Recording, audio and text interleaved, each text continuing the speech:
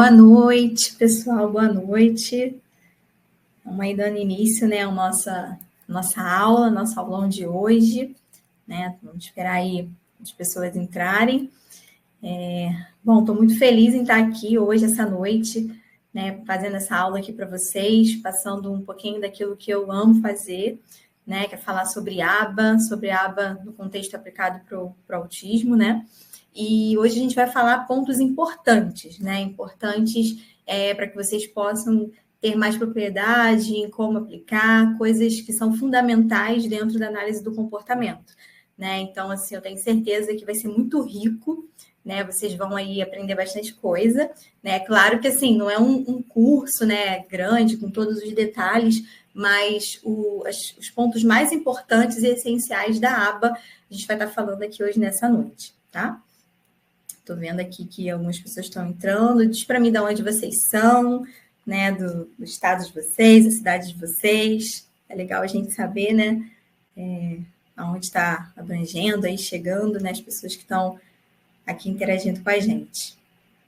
Ó, a Raíssa é de Manaus. Nossa, é longe daqui do Rio, mas que bacana que você está aí assistindo com a gente. Manaus é o mesmo fuso daqui do Rio ou é fuso diferente? Eu não sei, não tenho certeza.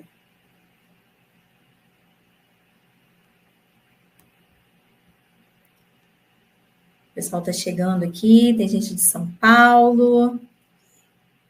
Isso aí, olha, nutricionista, a Gláucia, né? Que bacana ver que a gente está abrangendo aí várias categorias, né, de profissionais. Muito legal isso, né? E assim, tem até uma parte que a gente fala aqui, né, na aula, que precisa ser, né, multidisciplinar, precisa ter vários terapeutas, vários profissionais aí realmente engajados, né, sabendo aplicar realmente a aba, né, sabendo os conceitos da aba, porque realmente, assim, os autistas, eles, né, precisam de uma gama de profissionais ali trabalhando em conjunto, né? E se todos esses souberem aplicar a aba, souberem os princípios, souberem fazer, né, com excelência mesmo, aplicar de forma correta, né, isso vai agregar muito mais ao desenvolvimento deles, né? Ó, a Tamires é pedagoga do Pará, nossa. Tem muita gente aí. Ó, tem gente aqui do Rio, né? Tô vendo. Então, vamos lá, gente. Vamos dar início aí à nossa aula, né? Enquanto isso, as pessoas vão chegando, vocês vão chegando, podem ir falando aí, né? Pode ser que eu não consiga ver o chat aqui, porque eu vou estar, né, texto aqui dando aula para vocês, então pode ser que eu não consiga responder aqui imediato na hora, tá? Mas tem gente no suporte também, então algumas perguntas que vocês fizerem vão ser respondidas, mas no final, quando acabar, eu vou abrir um tempinho aqui para vocês irem fazendo perguntas, tá? As coisas que vocês tiverem dúvidas, enfim. Ó, Jaguarão, nossa. Então, vamos lá. Estou vendo aqui que tem uma mãe, né? A aba também é muito importante, né? Ter os pais estarem engajados, né? Sabendo também aplicar, né? Porque existe ensino naturalístico, né? E a gente precisa aplicar isso em todos os contextos, né? E no ambiente natural da criança, né? Onde a gente mais vê o desenvolvimento e realmente a ciência sendo aplicada. Então, vamos lá. Vamos começar ao que interessa, né?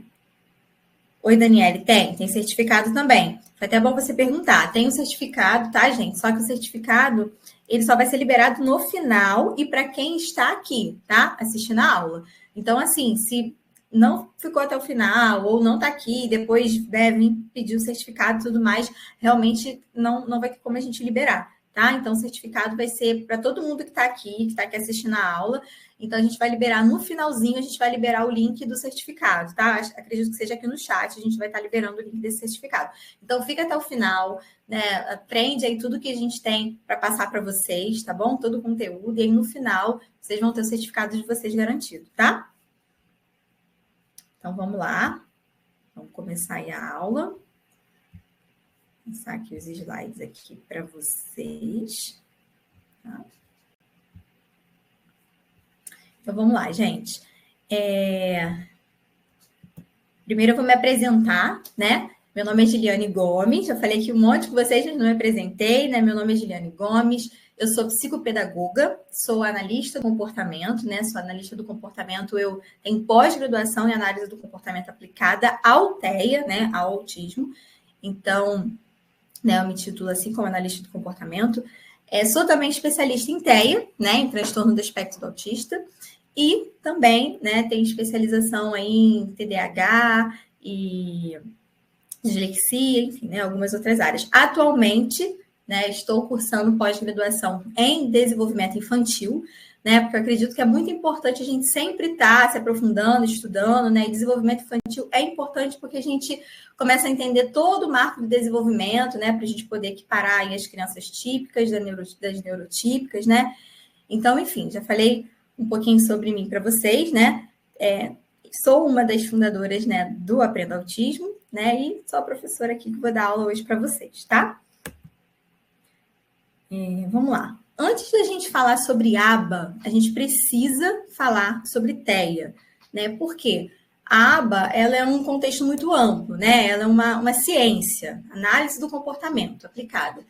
Ela não é aplicada somente para pessoas com autismo, né? Ela pode ser, como eu falei, uma ciência, é uma análise do comportamento, a gente analisa o comportamento humano e aplica, né? Então, ela pode ser aplicada em várias pessoas, em vários contextos, né? Às vezes até em empresas. Então, assim, só que aqui nós vamos se ater a falar sobre aba no contexto do autismo, né? Porque hoje a gente fala muito sobre aba direcionado para o autista, porque né, a gente viu que dá muito resultado, né? Tá no campo, né, de uma das terapias que mais tem resultado e relevância com o autismo, tá? Então, assim, já foram feitos estudos há anos atrás, né, e foi descoberto isso, enfim. Então, assim, a gente não consegue falar sobre aba se antes a gente não falar sobre TEA, né? A gente precisa saber conhecer sobre essas pessoas em que a gente vai estar atuando, em que a gente vai estar aplicando a análise do comportamento, tá? Então, a gente precisa entender sobre TEA. Né? Então, assim, falando sobre o transtorno do espectro do autista, né, de acordo com o DSM-5, né, que é uma das diretrizes aí que os médicos mais utilizam, nós terapeutas também utilizamos, né, ele diz que o TEA é um distúrbio do desenvolvimento neurológico, né? Nada mais é do que o distúrbio do neurodesenvolvimento, né? Só que está aqui de uma forma diferente, mas a gente conhece mais assim, né? Distúrbio do neurodesenvolvimento. Tá? E ele deve estar presente desde a infância. Por que eu gosto de frisar isso? Que tem que estar presente desde a infância. Porque TEA não é algo adquirido, sabe? Você nasceu, enfim, típico, e de repente se descobriu, tenho TEA, né? Então, ou melhor, adquiri TEA. Não é assim, né? Você nasce TEA, né? Você nasce autista. Então, existe sim pessoas que na vida da adulta, né, acabam descobrindo que tem transtorno do espectro autista, né? A gente conhece até pessoas aí famosas no meio social, enfim, né, no YouTube e tal, pessoas que até falam, né, sobre autismo. Então, a gente descobre sim, a gente pode descobrir sim com rastreio. Às vezes a gente tem um filho, né, que tem diagnóstico de autismo e a gente começa a identificar características na gente e aí a gente vai pesquisar e descobre, né, vai fazer consultas com neuro e tal, e descobre que realmente também se tem TEA, né? Mas ele se dá início, está presente ali na infância, né? Desde que você nasce, tá? E ele apresenta déficits nas dimensões sociocomunicativas e comportamental, tá? Então, assim, toda pessoa que tem autismo, ela tem algum déficit, nem que seja pouco, tá? Nessas duas áreas, sociocomunicativa e comportamental, tá bom? Então, gente, o TEA, ele é um transtorno, né? Então, assim, por mais que a gente saiba que não é uma doença, né? Não é considerado uma doença, mas a gente também não pode romantizar tudo, né? Então, assim, é um transtorno e todo transtorno traz alguns impactos, né? E com o TEA não seria diferente, tá? Então, é por isso que a gente está aqui, é por isso que a gente aprende aba, é por isso que a gente aprende, enfim, né, vários outros contextos para estar realmente melhorando a qualidade de vida dessas pessoas dentro da sociedade, né? Porque a nossa sociedade, ela tem um padrão, né? Então, infelizmente, as pessoas que não são típicas, né, são ditas como neurotípicas, elas precisam se enquadrar o máximo possível nesse padrão para que elas consigam, né, levar a vida social delas. Então, assim, o TEA, ele tem, né, alguns impactos ao longo da vida, né, enfim, E esses impactos, eles influenciam muito, né, na família, na escola e no profissional, tá? Então, assim, social em todo, né? São diversas áreas, mas essas são as áreas que mais têm impacto, né? E claro que, assim, esses impactos, eles dependem do nível, né, do teste. A gente sabe que no transtorno do espectro, né, a gente tem nível de suporte 1, 2 e 3, né? Por que a gente diz nível de suporte? Porque quanto maior o suporte essa pessoa precisar, maior vai ser o nível dela de TEA, né? Existem alguns estudos aí hoje que falam até sobre em tirar isso, não ter mais os níveis, né, de TEA, mas hoje em dia a gente ainda, né, tem essa nomenclatura e essa divisão de níveis, né? Só que também já se sabe que a criança, né, o adulto, enfim, que tenha, de repente, o nível 2 de TEA, ela pode chegar a ter o nível 1, quem tem o nível 3 chegar ao nível 2, sabe? A gente sabe que isso pode oscilar, né? E justamente como que isso oscila, né? Com as terapias, né? Com a ABA, enfim, com o Denver, com as outras terapias que existem, né, para a gente estar atuando aí junto com as crianças com autismo, crianças, adultos, enfim. Né? Eu falo muito criança porque é a área que eu mais atuo, é a área que eu estudo, né? Mas a gente sabe que a aba também pode ser aplicada no contexto de adolescentes, adultos, tá? É claro que a gente, né, vai seguir um direcionamento diferente, mas é análise do comportamento de qualquer forma, tá bom? Então, vamos lá. Segundo o Centro de Controle, gente, CDC, né, que é o Centro de Controle de Prevenção de Doenças, né, do Departamento de Saúde e de Serviços Humanos dos Estados Unidos, né, hoje a gente tem aí uma estimativa de, para cada 36 crianças, numa média de 8 anos, uma é autista, tá?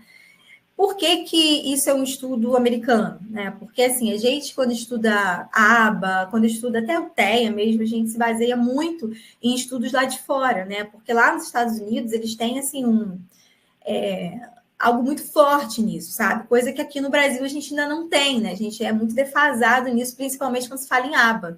Né? Lá nos Estados Unidos, eles têm associação, os critérios, né, para se aplicar ABA são muito mais rigorosos.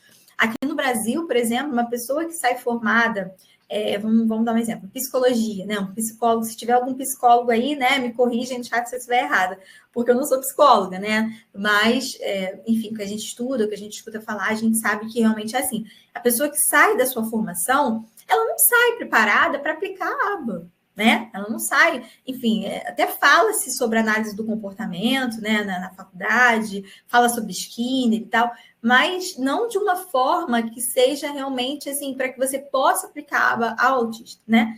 Então, a gente tem essa defasagem aqui no Brasil. Fora isso, né, a gente não tem nada, nenhuma legislação, nenhuma lei que regulamenta, sabe, ou que diz, ou alguma diretriz que diz o que pode, o que não pode, ou se o profissional tem que ser especialista, enfim, a gente não tem, né? Tanto é que a pessoa faz um curso livre, né, como esse que a gente está passando aqui, o curso que a gente tem, né? E a pessoa realmente pode aplicar a aba, né? E lá nos Estados Unidos você tem que ter uma especialização, enfim, né? São vários outros contextos que precisam. Então, assim, quando a gente estuda, né, os artigos mais fidedignos que a gente tem, os maiores números de artigos e os mais atuais são todos americanos, né? Existem, enfim, os protocolos, né, que são as avaliações que a gente aplica, que eu também vou falar um pouco aqui com vocês, alguns nem são traduzidos, né? Se eu não me engano, eu acho que o único protocolo que a gente tem atualmente, né, no caso, assim, protocolo, quando eu digo, é uma avaliação, tá? Que a gente tem atualmente, que é feita aqui no Brasil, que é feita por brasileiros, foi toda pensada por brasileiros, é o Portas, tá? Fora isso, acho que todas realmente são americanas, né? Umas nem são traduzidas ainda, tá? E se a gente for olhar esse dado é recente, tá, gente? Ele é de 2023, né? O mais atual que a gente tem. Se a gente for pegar esse dado e trazer aqui para o Brasil, né, para a nossa realidade, em termos de habitantes e tal, a gente vai ter aproximadamente uma média de 6 milhões de pessoas com TEA. Né? Assim, isso é muita coisa, né? Muita coisa. E quando a gente para pensar no número de profissionais que a gente tem e no número de profissionais qualificados, né, especializados para estar trabalhando com esse público, é, assim, alarmante, né? Muito grande. O número mesmo, né, em relação a profissionais, assim. Então, por isso que é sempre bom a gente está procurando cursos especializados, né? Pessoas que realmente entendam, né, sobre aba, que realmente sejam especialistas sobre aquilo, para que vocês realmente possam ter uma bagagem, né? Possam ter algo sólido para estar aplicando ali, tá? Porque se a aba não for bem aplicada, ela tem um efeito contrário, né? Isso pode ser prejudicial a essas crianças, tá? Então, como eu falei, né, dos profissionais qualificados, a gente tem um crescimento de TEA muito grande, né? Cada vez mais, cada ano mais, vão saindo pesquisas, né? E a gente vai vendo que esse número só vai aumentando. Existe até uma pesquisa que diz que para cada 30 crianças, um é autista, tá? Mas assim, eu preferi, é também americana, mas eu preferi me basear mais pela pesquisa do CDC, né? Que é um órgão mais confiável, enfim, tá? Mas já existem pesquisas que apontam isso. Então, a gente consegue ver o quanto, né, que está crescendo, né, o número, assim. Então, assim, demanda muitos profissionais qualificados, né, e aqui no Brasil a gente ainda não tem, né, profissionais, o número é muito reduzido, né, então, assim, a gente tem um cenário muito preocupante. Eu estou aqui com alguns dados aqui para passar para vocês, com os profissionais, assim, que são os profissionais mais demandados, assim, né, que as pessoas com TEA, os pais, mais procuram, né, que, assim, é como se fosse mesmo a base, não tem como uma criança se desenvolver e, enfim, né, fazer terapia se não tiver esses três, né, que é o terapeuta ocupacional, psicólogo e o fonoaudiólogo, né, então, assim, você pode perceber que crianças com TEA, né, geralmente vão ter, né, vão precisar, né, desses profissionais, tá? Então, vamos lá, gente. Eu acho que eu pulei aqui, peraí, pulei. Então, como eu falei, né, que eu ia trazer dados para vocês, se vocês forem analisar o que eu estou falando, vamos lá. Terapeutas ocupacionais hoje no Brasil, né? A gente tem um número mais ou menos aproximado aí de 18 mil TOs, tá? 18 mil terapeutas ocupacionais. No nosso todo o Brasil. Isso aí é um dado do Confito, se eu não me engano, né? Que é o gente, me fugiu a palavra, que é o conselho deles, né? Que é o Conselho de Terapeuta Ocupacional e Fisioterapeuta, né? Então, assim, eles estão falando aqui que na pós somente fundamentação teórica. Mais ou menos, né? Dependendo da pós que você fizer, você vai ter que aplicar, vai ter que fazer estágio. Eu mesmo tive isso na minha pós, tá? Então, vamos voltar para cá, né? Senão eu fico olhando o chat e não consigo me ater aqui. Então, o que acontece? O TO, a gente tem uma média de 18 mil no Brasil, tá? E segundo os dados do Confito, se a gente for pegar esse número de terapeutas e trazer para a realidade, né, de habitantes, a gente tem uma média aí de 6 para cada 100 mil habitantes, 6,6, 6 a 7, né, para cada 100 mil habitantes. Então, assim, gente, sabe, um número, assim, ilusório, né, irrisório, assim, a gente realmente sabe que está faltando, né, especialistas, assim, qualificados, né. Isso aqui eu estou trazendo para vocês um dado a nível assim geral, tá? Não estou falando aqui de TO, terapeuta ocupacional, que tem especialização em TEA, que tem a aba, não, tá? Eu estou trazendo nível geral, tá? Se a gente for falar aqui de fonoaudiólogos, a gente tem uma média de 55 mil fonoaudiólogos no Brasil, tá? Aumenta um pouco, né, em relação ao terapeuta ocupacional, mas ainda assim é um número muito baixo, né, para o tanto que a gente está vendo aí de crescimento, né, do TEA. E psicólogos, né, que é a categoria que a gente tem um pouco mais aí de profissionais, né, que são 500 mil psicólogos, tá? Mas foi como eu falei, né, todos esses números que eu estou passando para vocês aqui são números gerais, tá? Isso não são números de profissionais especializados, não, tá bom? Especializados que eu digo assim, né, no TEA, ou em ABA, ou em algum outro tipo, né, de terapia aí direcionada, não, tá? Isso é uma visão geral mesmo, tá?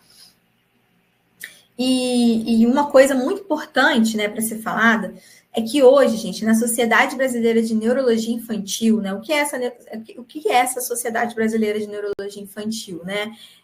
Lá é onde os neurologistas estudam, né, sobre os casos, enfim, sobre várias coisas envolvendo ali, né, a neurologia mesmo infantil, tá?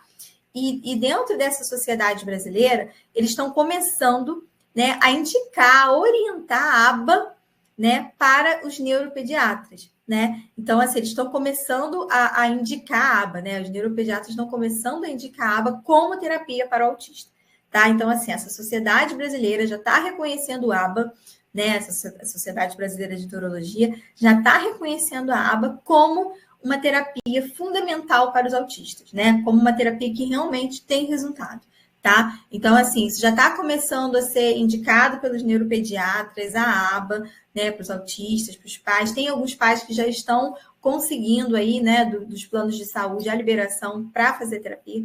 Só que não adianta a gente conseguir a liberação, né, dos planos de saúde, mas não ter profissional, né, qualificado. E muitas vezes a gente vai até um profissional, né, achando que ele realmente vai aplicar a aba, mas ele não está qualificado para aquilo, né? E foi como eu falei para vocês, né? Que está aqui no slide, foi o que eu falei para vocês anteriormente, né? Que a aba, gente, se ela não for bem aplicada, ela pode trazer prejuízos na vida desse indivíduo, tá? Então, assim, isso é muito sério, né? Então, é por isso que a gente precisa, mais uma vez eu reforço e digo, é por isso que a gente precisa de profissionais qualificados, né? De profissionais que estejam buscando realmente qualidade, né? No seu conhecimento, porque não adianta você ver vídeos no YouTube, né? Ler vários artigos, ler bons livros, não adianta, né? Isso não vai trazer para vocês uma aplicação efetiva, isso não vai trazer para vocês um embasamento, sabe? Vocês vão ter a parte teórica, talvez, né? Assim mesmo, rasa, né? Vocês vão ter a parte teórica, mas a aplicação ali, né? Como fazer realmente, vocês não vão ter. Né? Então, isso só realmente com curso, com pessoas que sejam especialistas, né? Com pessoas que realmente consigam passar isso para vocês de forma efetiva, né? Então, aqui já está falando, né, no slide, que precisa se capacitar, né, e ter supervisão. Né? A supervisão também é muito importante, né? Eu não sei se vocês, enfim, que estão aqui já ouviram falar sobre isso, sobre a supervisão em aba, né? Todo terapeuta aba, ele tem um supervisor, né? Por mais que ele já tenha anos, né, aplicando aba, anos de conhecimento, enfim, mas ele precisa ter um supervisor, né? O que seria o supervisor? Uma outra opinião, né, uma outra pessoa olhando aquilo ali, analisando aquilo ali, né? Na aba a gente lida muito com dados o tempo inteiro, então a gente anota tudo, né? Todos os procedimentos, tudo que é feito é anotado, a gente precisa mensurar, né? Até porque a gente precisa mensurar para a gente mesmo, né? Para a gente poder saber se nós estamos tendo evolução ali com a criança, né? Porque se não tiver, a gente precisa ir para um outro caminho. E para os pais também, né? A gente precisa mostrar para os pais a evolução dos seus filhos. E para isso a gente precisa ter dados quantitativos, não tem jeito, né? Então, assim, a gente precisa de uma segunda opinião para que possa realmente ser algo realmente assim, que você algo fidedigno, né? Algo que você veja que realmente está impactando, está tendo resultado. Porque às vezes, só você olhando ali, né? Aquele olhar assim por dentro, a gente às vezes acaba se dispersando, ou enfim, não conseguindo ver algumas outras coisas. E com a supervisão, né, ele consegue enxergar de fora o que a gente, às vezes, não consegue enxergar ali aplicando, tá? Então, vamos lá. Por que eu estou falando aqui? Por que eu estou me atendo a falar tanto sobre TEA aqui no início com vocês? Estou falando também sobre aba, né? Porque a gente acaba indo ali, TEA, aba, está tudo vinculado, né? Mas porque, gente, é fundamental, né? Para você aplicar a aba, para você ter excelência, você precisa saber das características daquela pessoa, né? De quem ali você está trabalhando, daquela criança, daquela pessoa, sabe? Estou vendo aqui que a Maria está falando, né? Que o filho dela tem autismo nível 3 de suporte. Então, imagina se você vai aplicar aba, você sabe tudo de aba, né? Você sabe, você conheceu, fez ali um bom curso, né? Já tem um supervisor, mas você não sabe as características, por exemplo, de autista nível 3, né? Então, assim, muita gente às vezes acha que a aba ela não pode ser aplicada, não é que não pode, mas que a gente não consegue aplicar a aba com crianças de suporte nível 3. E consegue sim. Tá? É claro que vai demandar mais tempo, né? Vai demandar um pouco mais de trabalho. De repente, você vai ter que voltar várias vezes naquela mesma coisa. Você vai ter que primeiro, né, dar atenção aos comportamentos de problema que aquela criança possa apresentar, né? Algumas estereotipias, enfim. Você vai ter que, né, fazer de uma forma talvez diferente que você faria com crianças nível 1, nível 2. Mas consegue sim, tá? consegue e é até recomendado, né? Porque isso acaba melhorando, trazendo qualidade de vida para essa criança, né? E como eu falei, às vezes ela pode até passar de um nível 3 de suporte para o nível 2, tá? Então a aba ajuda e pode sim ser aplicada para essas crianças. Então, por isso, é muito importante aprender sobre TEA, aprender as características do TEA, né? Para que você consiga elaborar um plano, né, de ensino coerente e eficaz. Né? Porque se você não souber as características do transtorno do espectro autista, se você não souber as características também da pessoa que está com você, da criança, do adolescente, adulto, enfim, que está com você, porque a gente sabe que é um espectro. Se é um espectro, né? Cada um tem a sua individualidade, né? A sua especificidade dentro do transtorno, dentro do espectro, né? Então, assim, às vezes a gente fala assim, o TEA não olha nos olhos, mas esse aqui olha, né? Então você mentiu para mim quando você falou? Não é isso, gente. É porque, assim, ele pode olhar, né? Mas com certeza o olhar dele não vai ser da forma que a gente olha, tá? Então, assim, mas existem sim, né? Então, a gente acaba mudando, assim, não tem um padrão, né? O que existe, claro, são algumas características que a gente usa como para que a gente possa identificar, né? Foi como eu falei, né? A gente tem déficits socioemocionais, comportamentais, esses daí é como se fosse algo bem grande, assim, genérico, né? E aí, dentro dessas dificuldades, desses déficits socioemocionais e comportamentais, a gente tem vários tipos enfim, de características que a pessoa pode apresentar, tá bom? Então, por isso é muito importante a gente estudar a TEA para que a gente elabore um plano eficaz, tá? E coerente. Então, vamos avançar, porque eu falo muito, gente. Se deixar, eu vou falando, né? E a gente não avança aqui no curso, tá? Então, vamos lá. Para que a aba possa ter sucesso, a gente precisa trabalhar em conjunto, né? A gente precisa trabalhar em conjunto, terapeuta, família e escola. Até porque, gente, a aba, para ela realmente ser considerada aba, para que ela realmente possa vir a surtir efeito, tá? A gente precisa de 15 a 40 horas semanais, tá? Para que a gente possa estar aplicando a aba. Então, assim, você pensa, nossa, 15 a 40 horas semanais, isso é impossível fazer no consultório, né? Até porque a gente viu aí a demanda que se tem de crianças, enfim, de pessoas com TEA para o número de profissionais, né?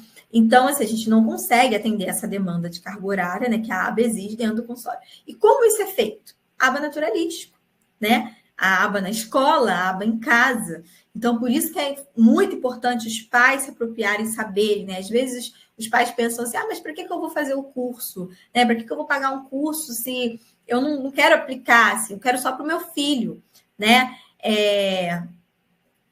Eles têm pais que pensam dessa forma. Mas, gente, é muito importante, né? Vocês saberem porque a qualidade de vida para sua criança, né? Enfim, é você conseguir trazer essas 15, 40 horas de aba para dentro da vida dessa criança, do cotidiano dela, né? Porque a aba ela não pode ser uma coisa robotizada, não pode ser uma coisa ali, dou o comando, faz, tal, dá o reforçador, não. Tem muita gente que pensa dessa forma, né? Então, a gente que está dentro, né? A gente está estudando, a gente está querendo estudar igual vocês, está querendo se aprofundar, a gente precisa defender, a gente precisa dizer, não, a aba não é robotizada, não é isso. Né? Então, assim, o que faz isso acontecer é realmente o ambiente natural da criança, escola, em casa, que são os lugares onde a criança passa mais tempo, tá? A gente precisa generalizar essa aplicação, tá? Esse aprendizado da criança, até porque a gente entende que a aba é para melhorar a independência dessa pessoa, tá? Do TEA. E se é para melhorar a independência, precisa ser em todos os contextos, tá bom? Então, vamos, né, ao que realmente a gente veio aqui falar, né? Então, vamos falar aí agora bem, né, sobre aba. Então, vamos lá. Para falar sobre aba, a gente precisa, né, primeiro falar sobre o que é sigla aba, né? Porque às vezes a gente pensa análise do comportamento aplicado, o que tem a ver aba? Né? Mas como eu falei, né? Enfim, a aba era muito estudada, muito vista lá fora, nos Estados Unidos. E ela começou lá fora, né? Começou com Skinner, né? No behaviorismo radical. E é muito importante também quem estuda sobre ABA, né, o analista do comportamento, saber sobre Skinner, saber sobre Lovász, enfim, né, sobre essas pessoas, né, que tanto contribuíram realmente para que a gente tenha a ABA hoje da forma que é. Né, os psicólogos, geralmente, eles aprendem lá, né, sobre a caixinha lá dos ratos, lá de Skinner e tal. Então, assim, é importante, é legal depois, né, vocês procurarem saber, entender sobre isso, porque agrega conhecimento, né? Então, assim, a ABA, né, ela é uma sigla americana, né, que vem da Applied Behavior Analysis, né, que é aí a análise do comportamento aplicada, né? A gente tem aí o behavior, que é do behaviorismo, né, do Skinner. E no português, né, a gente transforma para análise do comportamento aplicada. Vamos lá. Análise do comportamento, gente, ela é uma ciência, tá? Não é um método. A Antônia ele falou, né? Teóricos, me fugiu a palavra do que eles eram, né? Os teóricos, enfim. Então, assim, a análise do comportamento, isso é uma coisa fundamental, tá? Não pode sair da cabeça de vocês. Todo mundo que estuda ABA, que sabe ABA, tem que entender isso. Se vocês escutarem por aí, dizendo, um método ABA, foge, tá? Tanto se for algum curso, alguém no YouTube, algum texto, ou vocês que têm filhos, né, que eu tô vendo aqui, for procurar um terapeuta, método ABA, foge, tá, gente? Porque ABA não é um método. E quem realmente estuda, entende, sabe sobre ABA, sabe que ABA não é um método, né? Então, a gente defende muito isso, a gente segura muito isso, que a ABA é uma ciência, tá? E ela é uma ciência que estuda o comportamento, né? Por isso que é a análise do comportamento. Né? Então, quando a gente fala em análise do comportamento, a gente está falando da ciência. E quando a gente fala de análise do comportamento aplicada, né, ABA, a gente está falando dessa análise do comportamento, dessa ciência sendo aplicada ao comportamento humano. Tá? Então, não sei se vocês conseguiram entender, mas assim, é mais base mesmo de conhecimento, porque não é o que vocês vão estar lidando ali no dia a dia, né? Mas, assim, importante mesmo saber que ela é uma ciência, tá? E se é uma ciência, né, tem métodos comprovados, né, métodos científicos, tá? Como toda ciência, tá bom? E ela se torna aplicada, né, quando a gente aplica realmente ela, tá? E a ABA, gente, ela se dedica a observar, analisar e explicar a relação entre o ambiente e o comportamento humano. E a aprendizagem também, né? Porque uma coisa leva a outra. Então, assim, a ABA, a gente realmente analisa, né? A gente observa. Primeiro a gente observa, né? A gente observa ali aquele contexto e tal, aquele comportamento. Depois a gente analisa aquilo que a gente observou. E aí sim a gente explica, tá? Mais para frente, né? Eu vou nos slides aqui, isso vai ficar mais claro para vocês quando a gente falar de tríplice contingência, tá? Então, como eu falei, né, que é uma ciência que estuda o comportamento humano, então vamos falar um pouquinho sobre comportamento, tá? Para um analista do comportamento, gente, o ambiente e o comportamento, eles estão interligados, tá? Tanto o ambiente quanto o comportamento. Por quê? Né? Porque a gente não pode analisar somente a ação da pessoa sem olhar o entorno dela, tá? Porque a gente, analista do comportamento, a gente entende, né, que o ser humano, ele age ali, sabe, no ambiente. E aquela ação do ambiente, né, ela traz resultados, né, no nosso comportamento. Então, vamos lá. Esse slide fala mais ou menos o que eu falei aqui agora, tá? O ser humano, ele age em um ambiente e essas consequências, né, e as consequências dessas ações, elas vão influenciando no comportamento, tá? Então, não tem como, gente. A gente, como ser humano, a gente está o tempo inteiro interagindo no ambiente, né? E essa interação que a gente faz no ambiente, elas trazem consequências, né? Então, e essas consequências, elas vão influenciar o nosso comportamento. Né? Vocês querem ver um resultado disso? Deixa eu acabar de ler o slide para poder ficar mais claro, né? E o resultado dos acontecimentos, né? Que são os resultados daquilo ali, né? A gente fez algo no ambiente, né? Essa ação que a gente fez influenciou no nosso comportamento, né? E o resultado desse acontecimento, né? Após o comportamento que a gente teve, ele vai aumentar ou diminuir a chance da gente continuar a fazer esse mesmo comportamento em situações parecidas. Né? Eu sei que no início, para quem ainda não está acostumado com tudo isso, fica um pouco confuso, né? Mas eu vou tentar trazer aqui um exemplo para vocês. A gente está todo momento fazendo isso, tá? Interagindo no ambiente, o ambiente e aquela interação traz uma resposta, aquela resposta traz uma consequência e diz se a gente vai continuar ou não. Né? Então, vou dar alguns exemplos aqui para vocês para ficar um pouco mais claro, né? Isso acontece muito com crianças, tá? Isso fica claro, muito claro, a gente vê isso com crianças pequenas mesmo, né? Bebês que estão começando a se desenvolver, né? Porque as crianças, os bebezinhos, eles têm muito essa interação visível com o ambiente, né? Interação mesmo. E eles aprendem com aquilo ali, né? Então, vou dar um exemplo assim, muito, muito, muito simples, tá? Uma criança, um bebezinho, ela vai e coloca a mão na tomada. Ela leva um choque. Né? Vocês acham que ela vai de novo colocar a mão na tomada? Ou quando ela chegar perto da tomada, ela vai lembrar do choque? Gente, assim, é quase que unânime, né? A gente entender que a criança não vai mais chegar perto porque ela vai tomar um choque, né? Nós, como pais, né? A gente sempre quer amenizar, às vezes, até os resultados, né? Que as coisas vão ter. E, às vezes, a gente até acaba limitando as crianças, os nossos bebês, de conhecerem, né? É igual quando a criança pega um objeto, alguma coisa, coloca na boca, né? Isso é a forma dela conhecer mesmo as coisas, tá? Ela está conhecendo o mundo ali, através daquilo ali, né? Ela está interagindo. A boca, né, é o primeiro contato que a gente tem, né? A gente faz o movimento de sugar, né? Quando a gente está ali mamando a mãe. Então, é o primeiro local que a gente tem, né? De reconhecer as coisas, de aprender. Então, mas é lógico, né? A gente faz isso como pai, porque a gente sabe, né? Que muitas coisas são sujas, enfim, né? Pode gerar um certo problema na criança, mas é a forma que ela tem de conhecer as coisas, conhecer o mundo, de ter esse primeiro contato, tá? Então, é óbvio que a maioria das vezes a gente tampa, né? Todas as tomadinhas que tem, a gente sai tampando para que a criança não faça isso.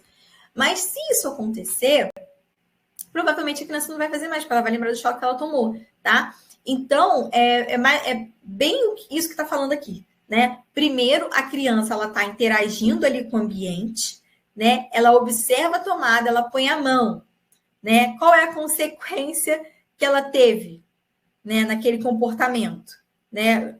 Foi de levar um choque.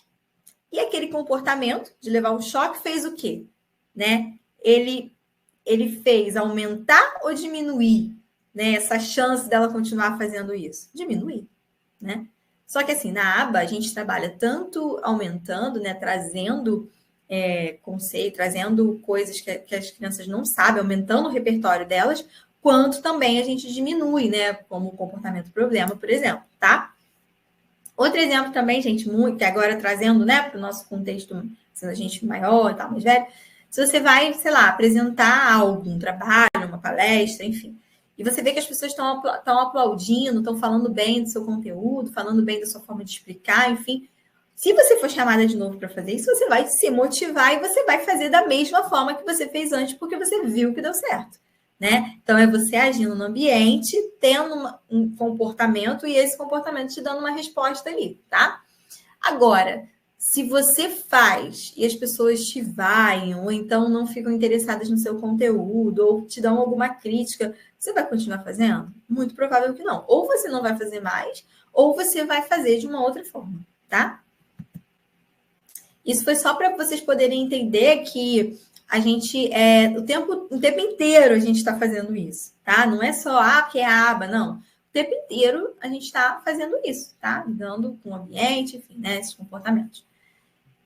Não vai ter lista de presença, tá, Ingrid? Só que eu falei no início, né? O que vai acontecer em relação ao certificado? Eu não sei se você está perguntando da lista de presença por conta do certificado. Não, o certificado a gente só vai liberar no final, tá? Justamente para que vocês possam estar aqui aprendendo, né? Tendo conteúdo e tal. E no final a gente vai liberar aqui no chat o certificado para vocês, tá bom? A gente só não consegue liberar depois, tá? A gente só vai liberar mesmo hoje no chat. Então, vamos lá. Para a aba, né, toda a ação será uma resposta, tá? Então, o que isso quer dizer? Né? Depois vocês vão entender um pouco mais sobre isso, porque eu vou começar a explicar aqui. Mas para o analista do comportamento, a gente tem algumas nomenclaturas que a gente usa, algumas coisas que a gente usa, alguns termos, que acaba sendo um pouquinho diferente para quem não está habituado. Né? Então, assim, para a gente, comportamento, aquela ação, né, que está sendo feita, para a gente vai ser uma resposta. Por que vai ser uma resposta? Né? Porque a gente está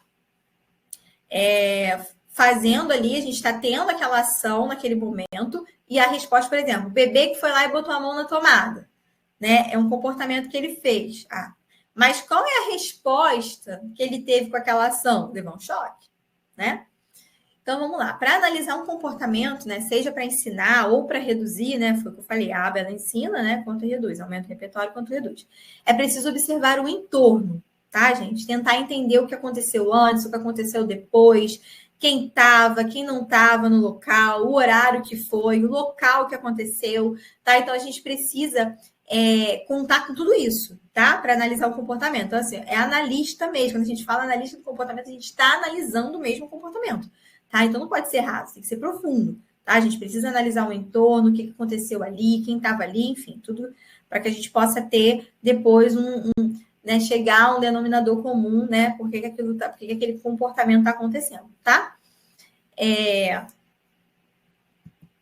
Então vamos lá. Agora a gente vai falar sobre. Deixa eu só voltar aqui para ver. Tá certinho. A gente vai falar sobre análise funcional, tá, gente?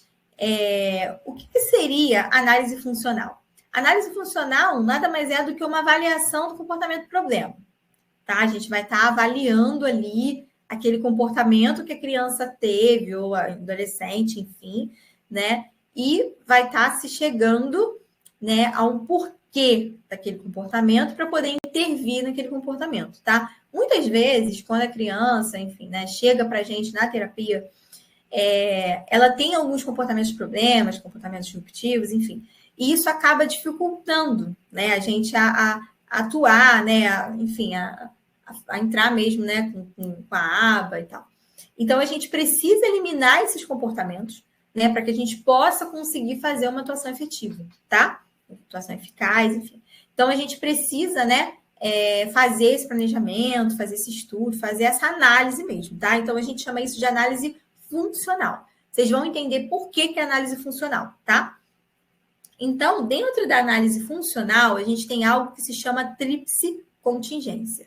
Lembrem isso, escrevam isso, grifem isso, anotem, porque isso é muito importante, tá? Um analista do comportamento sempre trabalha com a tríplice contingência. Não tem como não trabalhar. Né? É a nossa ferramenta, assim, tá? Para análise do comportamento. E o que seria a tríplice contingência? Né? Dentro da tríplice contingência, a gente vai ter 3 elementos que a gente vai trabalhar com eles, tá? Que a gente chama de ABC. Por que ABC? Né? Porque é antecedente, comportamento, o B de comportamento, gente, é behavior, tá? E C de consequência, tá bom? Então, é ABC. Muito fácil de gravar, né? ABC. Então, vamos lá. O antecedente. O que é um antecedente? É um estímulo discriminativo, tá bom? Porque a gente está percebendo os estímulos, né? A gente está discriminando os estímulos ali, né, naquele momento. E o comportamento, que é a resposta, né? Que foi o que eu falei para vocês, né? Comportamento e tal, toda ação é uma resposta, comportamento é uma resposta. E a consequência. Vamos passar para outro slide, que aí fica melhor para vocês entenderem. Então, vamos lá, né? Agora eu vou explicar um pouco, sem me ater muito aqui no slide. Até para a hora não avançar demais. O antecedente, como que a gente vai fazer? Quando a gente quer analisar um comportamento, depois tem um exemplo aqui também que eu botei para mostrar para vocês, para ficar mais claro. A gente precisa analisar primeiro o antecedente, tá? Como eu já falei, o estímulo discriminativo. Como que a gente faz isso? Né? O antecedente, nada mais é, a gente pode se perguntar, né? Quais são ou foram as circunstâncias, né, que aconteceram naquele momento em que a criança estava, em que o indivíduo estava, para que o comportamento acontecesse, tá? Então, sei lá, de repente a criança está chorando ali, chorando muito, caindo no chão. E aí o que o analista do comportamento precisa fazer? Ele vai analisar o choro dela, por que ela está chorando? Não. Primeiro ele vai analisar o que aconteceu antes, o antecedente daquele comportamento, tá? Então, por isso a gente precisa estar bem atento, tá bom? Então, assim, a gente vai analisar aonde foi, o que estava sendo no momento, ali, o que tinha de estímulo no momento, quais eram as pessoas que estavam envolvidas ali no momento, tá? Então, a gente vai analisar todo o antecedente daquele comportamento, tá bom?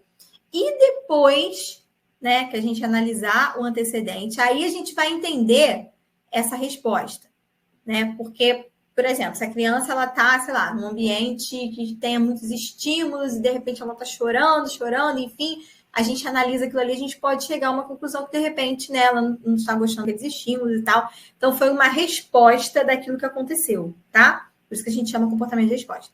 E a consequência, né, é o ato que vai acontecer depois, tá? Então, vamos lá. Se a criança, ela tá chorando muito, porque tem uma luz, não sei, muito forte, ela tem, né, enfim, sensibilidade àquilo ali e tal. E aí, de repente, alguém vai e apaga a luz. Ela parou de chorar. Essa foi a consequência que teve, tá? E por que a consequência tá com uma setinha de volta para o comportamento?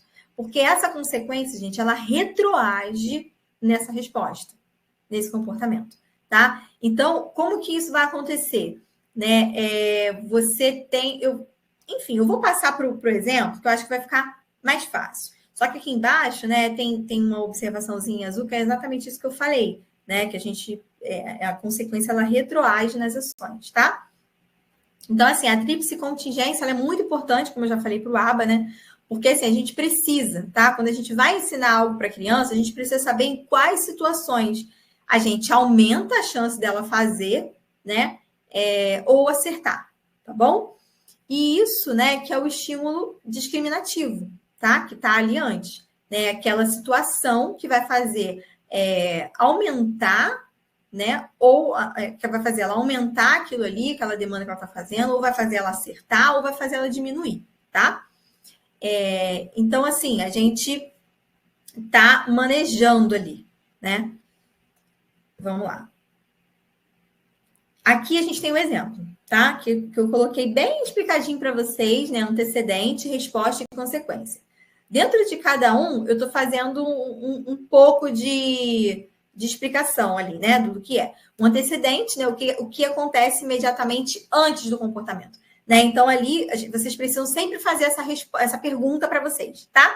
O que aconteceu imediatamente antes daquele comportamento daquela criança, daquele indivíduo, enfim.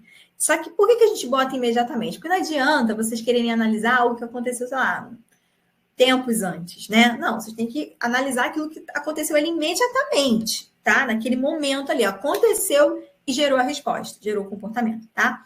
A partir de agora, a gente vai começar a falar de comportamento como resposta, tá? Então, anotem aí e tal, para vocês não esquecerem. E aí, qual vai ser a resposta daquele antecedente? Qual foi a resposta que gerou? Né? Qual a pergunta? O que vocês têm que se indagar? É descrever o comportamento, né? Descrever o comportamental, né? Aquilo ali que a criança fez. Exatamente, tá? Exatamente como foi. E o que aconteceu ou foi dito, tá bom? Então, assim, na resposta, gente, a gente precisa descrever realmente o comportamento que a criança teve, que o indivíduo teve. Não adianta, por exemplo, uma criança que está se jogando no chão, que está chorando, batendo os pés, aí você vai colocar assim, você vai botar um antecedente que aconteceu antes, e aí na resposta você vai botar assim, a criança fez birra, né? Eu acho que tem até um slide mais na frente falando sobre isso, mas eu já estou adiantando aqui, né? É bom que a gente já vai acelerando. O que é birra para vocês? Né? Para mim, birra pode ser, de repente, você jogar no chão, bater os pés e chorar. Para vocês, de repente, birra, para alguns de vocês, pode ser empurrar a mãe, bater, puxar os cabelos, ou enfim, tá? A gente não pode trazer rótulos, tá? A gente precisa, igual quando a gente fala assim, por exemplo, a criança estava muito agitada. O que é ser muito agitada? Né? Ser muito agitada, gente, pode ser a criança pode estar levantando da cadeira, se for num contexto escolar ou de terapia, né? Levantando da cadeira várias vezes, isso é ser muito agitada, não é? Ela pode estar se balançando, enfim, né? Sendo oportuna. Todas essas coisas geram, né? Esse rótulo de agitado, né? Esse adjetivo agitado ou imperativo. Gente, o que é ser imperativo? Né? Para cada um, hiperatividade de uma forma. Eu posso entender hiperatividade de um jeito e você de outra. Né? Então, assim, a gente precisa descrever exatamente o que aconteceu no comportamento.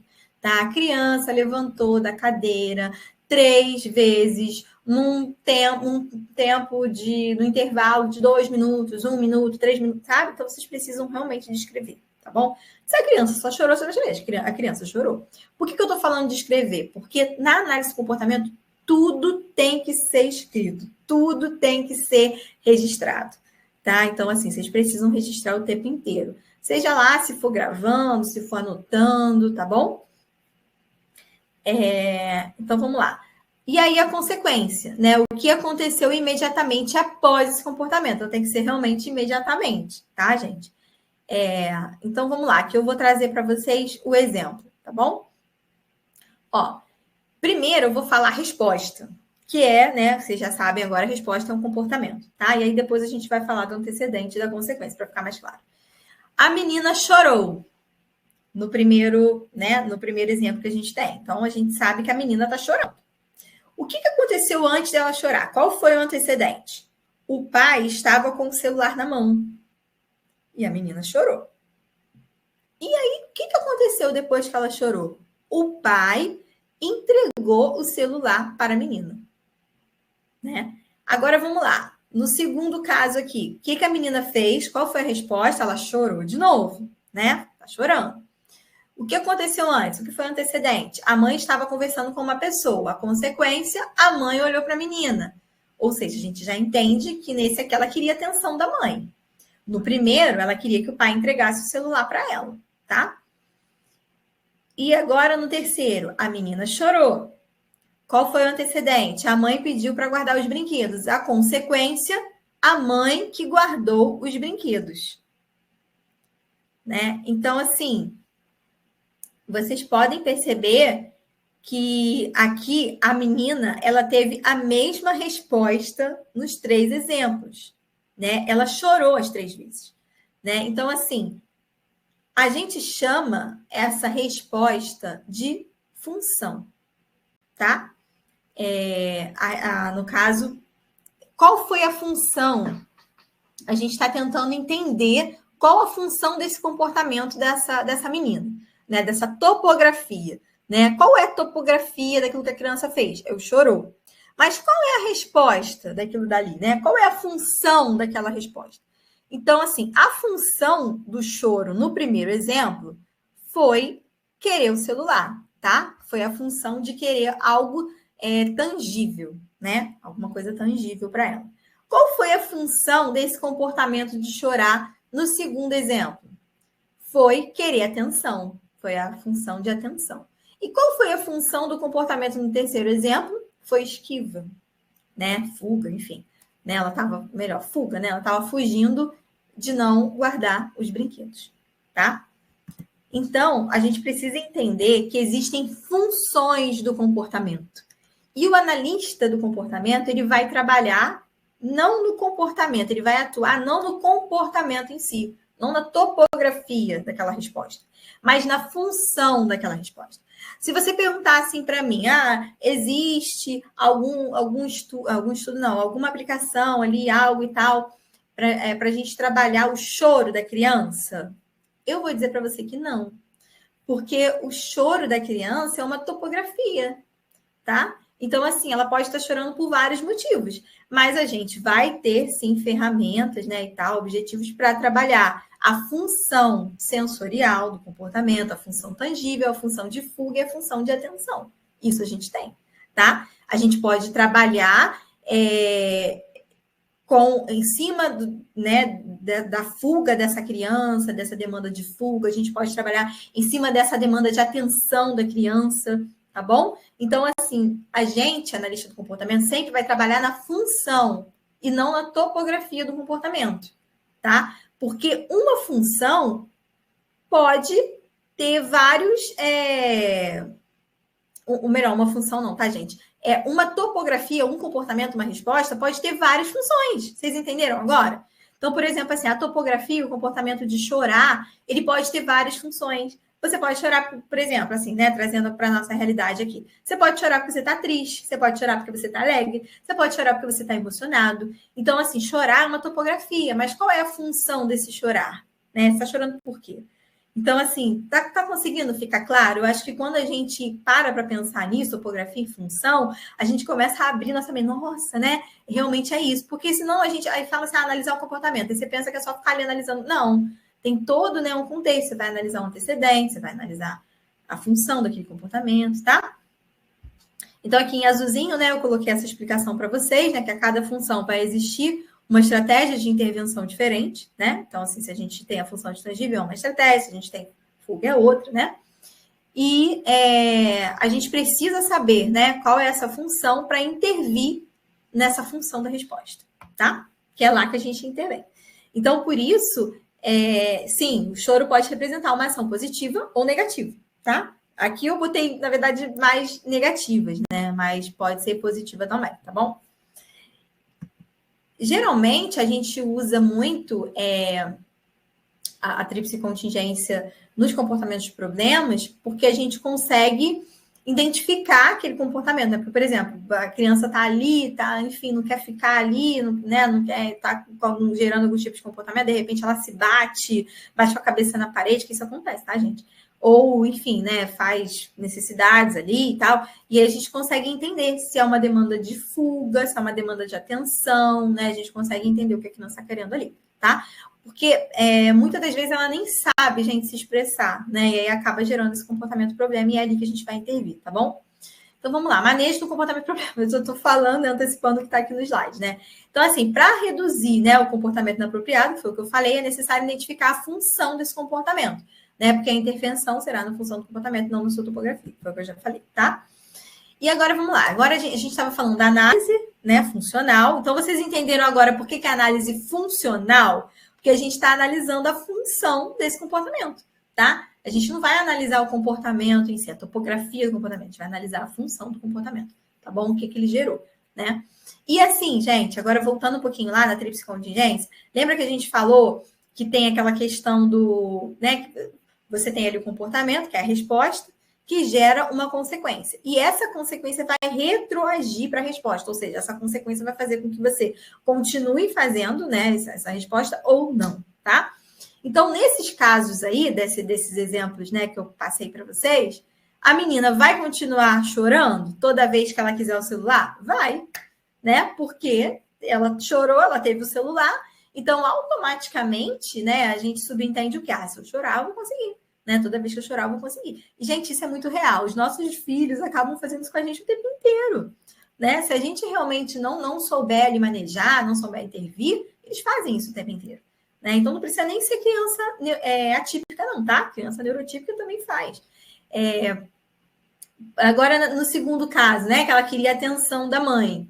Ela vai achar que quando ela chorar, ela vai conseguir a atenção da mãe. Né? A mesma coisa no terceiro caso de arrumar ali os brinquedos. Ela chorou, né? Sei lá como foi que ela chorou.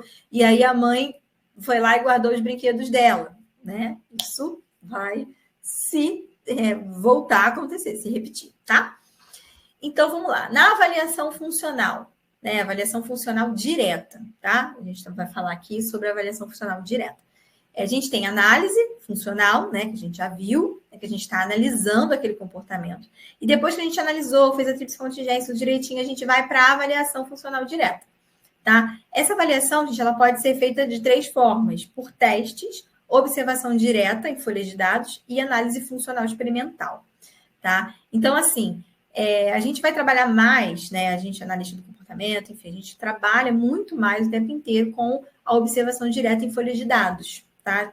Pode ser até fazer alguns testes, enfim, mas o que a gente mais trabalha é com observação direta, tá? Nas folhas de dados, enfim.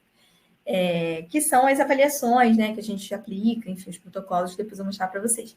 E a análise funcional experimental só está aqui mesmo a nível de conhecimento para vocês saberem que tem e tal, né? Para vocês virem em algum artigo, em alguma literatura, ela não me falou, né? E o intuito aqui realmente é passar para vocês tudo que é fundamental, né? Tudo que é primordial no ABA. Então, assim, só que a gente não trabalha, tá? Com análise funcional experimental, assim, pode ser até trabalhar, mas é algo, sabe, muito minucioso, enfim, né? Geralmente só pessoas com muita experiência, então que esteja fazendo algo mais, alguma experiência, né? Algo, enfim, para vir no campo mesmo científico, acadêmico e tal, que costuma fazer isso, mas geralmente a gente não trabalha com análise funcional experimental, tá? Então, vamos lá. Instrumentos de avaliação para o plano de intervenção, né? Então, a gente está falando aqui sobre agora... Eita, veio um mosquito aqui. Sobre o plano de intervenção, né? Então, vamos lá. Agora a gente vai começar a fazer um panorama mesmo, tá? Antes eu estava explicando para vocês até aqui coisas primordiais que vocês precisam saber, e agora a gente vai começar a entrar mesmo no panorama do passo a passo de quando você vai aplicar a aba, tá?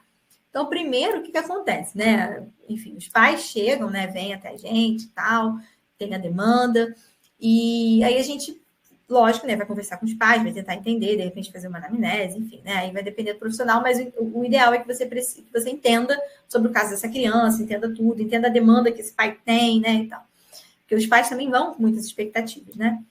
E depois disso, você precisa, lógico, né, conhecer. Nessa entrevista com os pais, nesse primeiro contato com os pais, vocês precisam buscar dos pais o que a criança mais gosta, né, qual é o foco de atenção dela, enfim, tentar tirar tudo daquela criança, né, dos pais, enfim, né, sobre aquela criança. Mas é muito importante que vocês saibam, principalmente, o que ela gosta, né, coisas de atenção, atrair a atenção dela e tal. E depois desse passo, o que a gente vai fazer? Se a criança tiver um comportamento de problema, aí a gente faz análise funcional, tipos contingentes e tudo mais. Né? Senão, a gente vai partir para avaliação. Né? Com certeza, vocês que já ouviram falar sobre aba, que estudam um pouquinho, já ouviram falar pelo menos sobre o VibMap e sobre o Portage, né? Que são os dois mais conhecidos aí em termos de protocolos de avaliação, tá? Então, a gente vai entrar para a parte da avaliação. O que seria essa parte de avaliação? Claro que assim, antes de você fazer a avaliação, você precisa ter uma interação com a criança, você precisa conhecer essa criança, né? Enfim, tá ali sendo um reforçador para essa criança. Essa criança precisa estar habituada com você, né? Precisa estar bem familiarizada com você. E aí você começa a aplicar a avaliação, porque senão não vai andar, né, gente? A gente está lidando com o ser humano, tá? Então, aí a gente começa a aplicar os protocolos. E existem vários protocolos, né? Eu trouxe alguns aqui para vocês, que são os mais conhecidos, os que eu mais gosto, que eu mais estudo, né? Tenho conhecimento, enfim. Mas, e são os que abrangem, assim, né? Vários pontos. Existem protocolos, gente, que não são traduzidos, tá? Para o português, e a gente precisa realmente ter um pouco mais de trabalho, né, para isso, ou tem que fazer algum curso, enfim. Existem outros que já são, né? O VibMap, por exemplo, é um protocolo feito nos Estados Unidos, mas ele é traduzido, né, para a gente aqui. E o Portage, né, que é, assim, né, um protocolo feito por brasileiros, né? Então, assim, ele é bem... assim, bem prático, a gente consegue trabalhar com ele. É lógico que assim, a gente precisa fazer cursos, né? Tá, gente? Assim, então, todos esses protocolos que eu vou passar aqui para vocês, não tem como a gente chegar. O Portas, por exemplo, ele tem um livro, né? Um livro bem grossinho. Então, assim, não tem como você chegar e sair, né? Sair aplicando e tal. Pegar o livro, só sair aplicando, o VibMap é a mesma coisa, vou pegar ali as folhas e são autoexplicativas, vou aplicar. Não, né? A gente precisa fazer um curso, né? Entender sobre aquilo ali, para realmente aquilo que eu falei no início, né? Você ser um profissional de qualidade, um profissional qualificado, né? E um profissional que os pais vão ver resultado naquilo ali, a criança, né, vai ter um engajamento, a criança vai evoluir, tá? Então, vamos falar um pouquinho sobre esses protocolos, né? O VibMap, né? O VibMap, ele avalia repertórios verbais e outras áreas relacionadas, tá? Mas ele é um protocolo que avalia muito essa área verbal. Mas, assim, eu gosto muito do VibMap, né? Eu já fiz 2 cursos de VibMap. Então, a gente tem até um planejamento futuro, né? De fazer um curso de VibMap aqui na nossa plataforma da Aprenda Autismo, né? Tá disponibilizando esse curso aí para vocês e tal, para vocês poderem estar adquirindo. Então, assim, o VibMap, ele é um protocolo, assim, grande, né? Tem várias perguntas, várias fases, porque eu não tô com ele aqui agora com as folhas, senão eu mostraria para vocês, né? Mas, assim, não é complicado, né? Mas é lógico que quando você tem explicação, você tem uma aula, tudo fica mais claro, né? Mas, assim, ele é um protocolo que avalia, eu gosto porque ele tem essa nomenclatura, né? Ele vem dizendo que é um protocolo mais para repertório verbal, mas assim, ele avalia várias outras áreas também, tá? Do desenvolvimento. E ele é para crianças de 0 a 4 anos, podendo ser utilizada também em crianças maiores. Porque, assim, esses protocolos, gente, desculpa, eles são sempre, eles falam, né? Eles vêm ali com a faixa etária, mas só que essas faixas etárias, elas não são exatamente a idade cronológica, tá? Às vezes vocês vão perceber que uma criança de 6 anos, né, tem ali marcos ali do VibMap que ela não atinge, tá? Ou ela é uma criança de 6 anos que ela não atingiu os marcos de desenvolvimento de uma criança de 6 anos e ainda está ali com desenvolvimento de uma criança de 3, 4 anos, tá bom? É por isso que é importante, né, também estudar o desenvolvimento infantil, enfim, tá? A gente tem o inventário Portas, né, que eu já falei, né, ele avalia diferentes áreas, tá? Áreas motora, social, linguagem, cognitiva e de autocuidado também. Tá? E ele é muito indicado para escolas, tá? Escolas, assim, gostam muito de usar o inventário Portas, porque realmente, assim, ele é bem autoexplicativo. É claro que é um livro denso, né? Então é legal você ter o curso para ser explicado, mas ele é bem legal, assim, para usar nas escolas, tá? E ele é para crianças de até 6 anos, lembrando daquilo que eu falei, né? Não seguindo a idade cronológica, tá? Eu acho que eu pulei. Não, pulei. A gente tem o Ables, né? O Ables, gente, ele avalia a área de linguagem e de aspectos acadêmicos, tá? Eu falei, né, que o Portas já é mais utilizado. O Ables, ele avalia também aspectos acadêmicos, né? Mas, porém, ele não é tão utilizado por profissionais de educação nas escolas quanto o Portas, tá? Mas ele avalia, né? Então, você, assim, quando você está ali com a criança, enfim, você vai conseguir ver, né, essas áreas de linguagem da criança e aspectos acadêmicos também, que ela possa estar numa defasagem, ou que ela possa, enfim, ter, né, então. E são para crianças um pouco mais velhas, tá? Geralmente, crianças, assim, que estão ali naquela idade ali de adolescentes, pré-adolescentes, o Ables atende, tá bom? A gente tem o AFLS, né, que é do mesmo, enfim, do mesmo autor.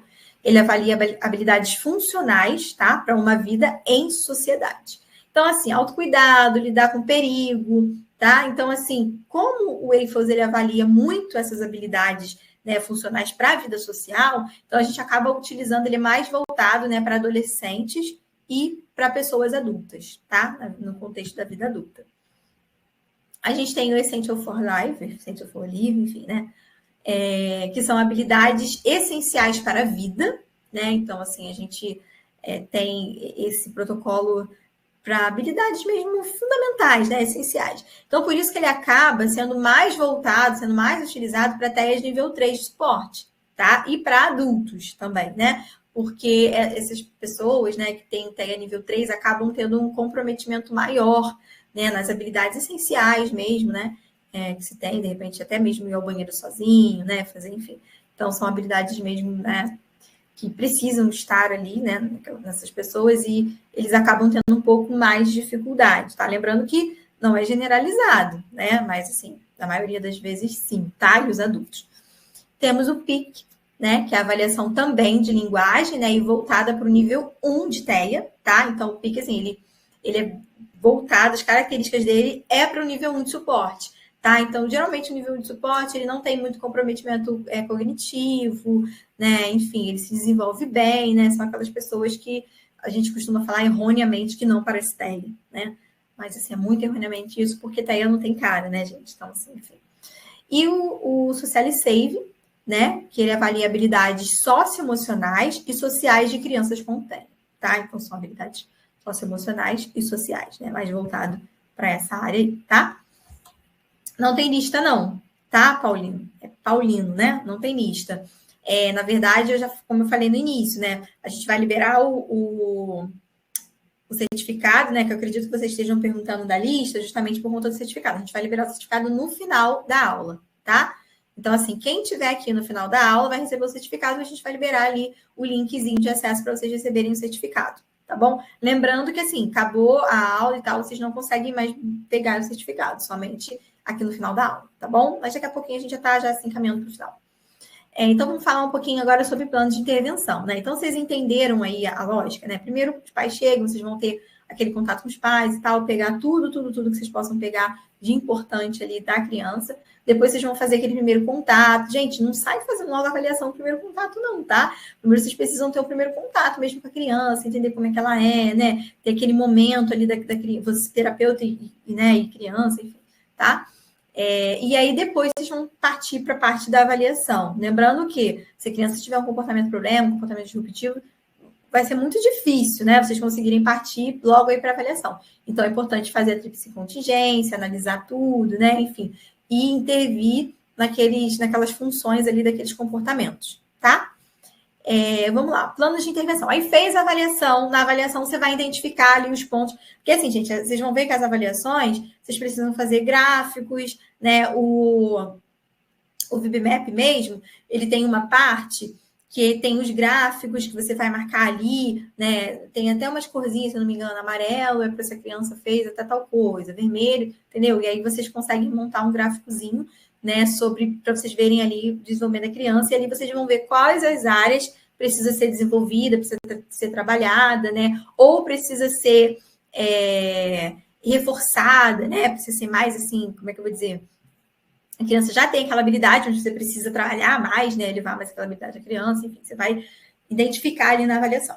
E aí, depois da avaliação, você vai partir para o plano de intervenção, né? Porque aí você já tem a avaliação ali, já sabe o que a criança precisa, você vai fazer o plano de intervenção, tá? No plano de intervenção, a gente precisa ter metas de longo e curto prazo, tá? Essas metas são os objetivos que você quer alcançar com aquela criança. Você viu ali, né, na avaliação, as demandas que ela tem, enfim. Então, você sabe quais os objetivos que você quer com ela. Só que aí você precisa saber quais objetivos você vai querer em curto prazo, né, ali logo, e em longo prazo, né, aqueles objetivos que a criança vai alcançar ali aos poucos, tá? Fazendo ali, né, na demanda do dia. Estratégias generalizadas, né? Então, você precisa saber como que você vai generalizar esse conteúdo que você está trabalhando com a criança, tá? Então, assim, é que eu fico vendo aqui as perguntas, né, e acabo me perdendo. Mas eu vou deixar um pouco as perguntas para eu ver no final, para eu poder correr aqui com o conteúdo, tá? Então, assim, a gente precisa entender, né, quais são... Entendendo, a gente precisa ter em mente quais são as estratégias que a gente vai usar para generalizar. Porque lembra que eu falei que a gente... A aba também, o foco também principal da aba é fazer com que esse indivíduo ele tenha autonomia, né? Que ele crie autonomia, que ele se desenvolva, tá? Dentro da sociedade, diminua um pouco os impactos, né? Que o transtorno causa, né? O transtorno do espectro. Então, assim, a gente precisa generalizar isso. A gente não pode fazer algo dentro do consultório que fique só ali, sabe? A criança aprendeu aqui, tá fazendo, tá evoluindo e tal. Não, a gente precisa saber se ela vai evoluir em casa, se ela vai evoluir na escola, né? Então, assim,